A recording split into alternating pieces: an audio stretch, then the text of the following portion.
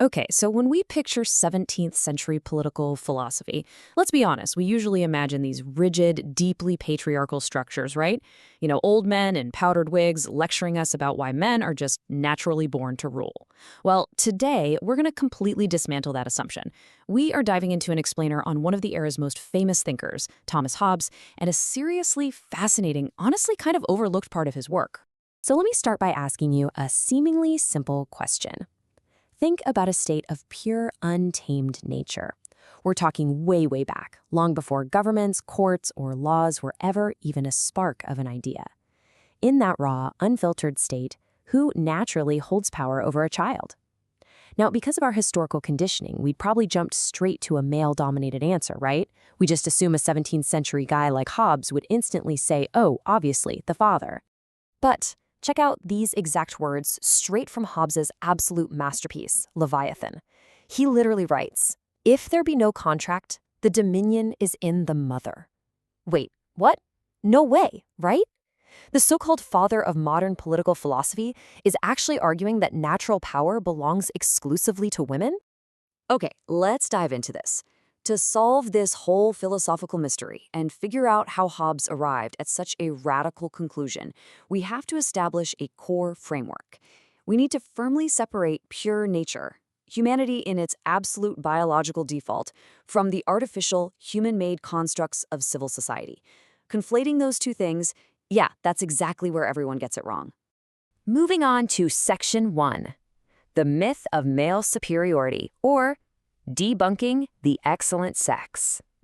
Hobbes absolutely does not mince words here. He basically says that people who hand dominion over to men just because they claim to be the more excellent sex, well, they completely misreckon it. And why? Because the actual difference in physical strength and mental prudence between a man and a woman, it's just not big enough to determine who gets to be in charge without an all-out war. It's a complete clash of realities. On one hand, you have this assumed historical reality, the idea that men are just naturally superior in strength, giving them an automatic right to rule. But then you have Hobbes's reality. He argues that physical differences are actually so incredibly small that even the absolute weakest person can take down the strongest, either through secret plots or just teaming up with others. So, bottom line, nobody gets to be the boss simply because of their biology.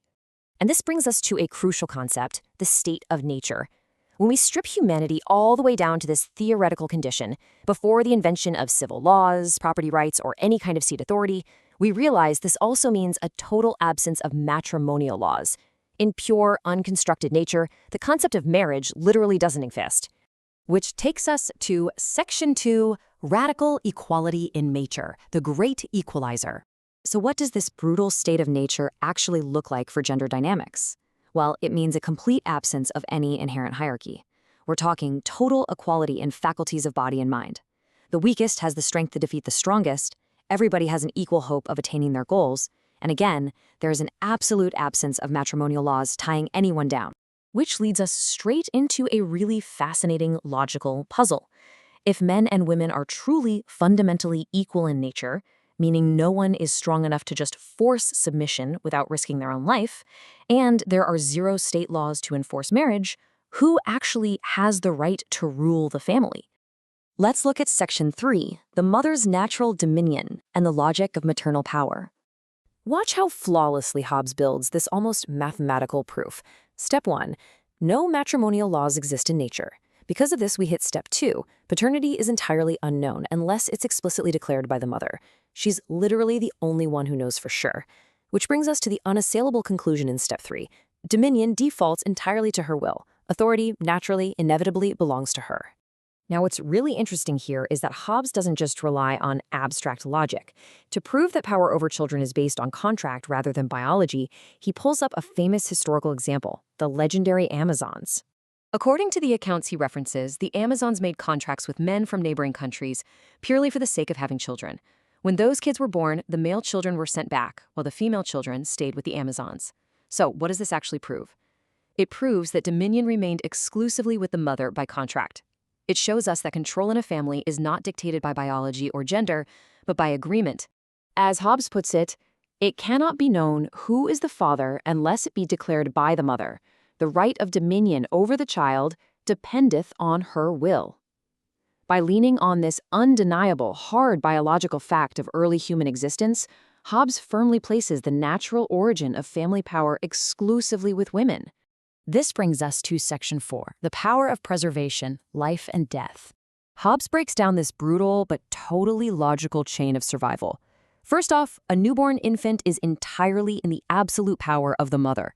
Second, she holds the immediate power to either nourish it or expose it, meaning to abandon it to the elements.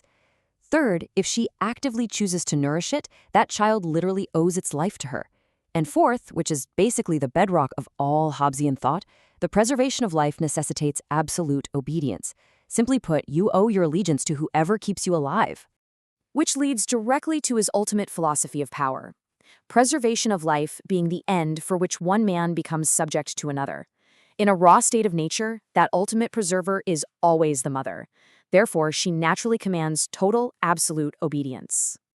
But, okay, this brings us to a massive historical paradigm shift. If maternal dominion is the true natural default of our species, where on earth did patriarchy come from? How did we end up with this deeply male-dominated history if human nature dictates the exact opposite? Let's uncover that in Section 5, Patriarchy as Artificial Construct, the Invention of Civil Law.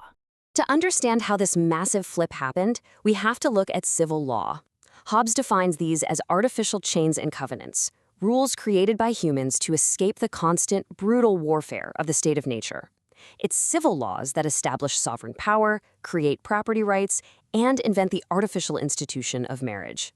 And here is Hobbes's brilliant, honestly kind of cynical conclusion on why men ended up in charge. He writes, "In Commonwealth, this controversy is decided by the civil law, because for the most part, commonwealths have been erected by the fathers, not by the mothers of families." Did you catch that? Men only have power because they were the ones who wrote the initial civil laws. They essentially rigged the original system to pass power to themselves. It is absolutely not because nature made them inherently superior. So let's contrast these two ideas. Paternal dominion is entirely artificial. It's a man-made construct created by civil law simply because males happened to erect the early commonwealths. On the flip side, maternal dominion is natural. It's the original state of humanity, derived from absolute physical equality and that primal power of preservation. Which leaves us with a truly profound question to end on. If patriarchal power, something that's been considered so historically natural and inevitable for centuries, is actually just an artificial contract drafted by the victors of early society, what other natural hierarchies in our world are simply human inventions, just waiting to be rewritten? Thank you so much for joining me on this explainer. Keep questioning those assumed realities, and I'll see you next time.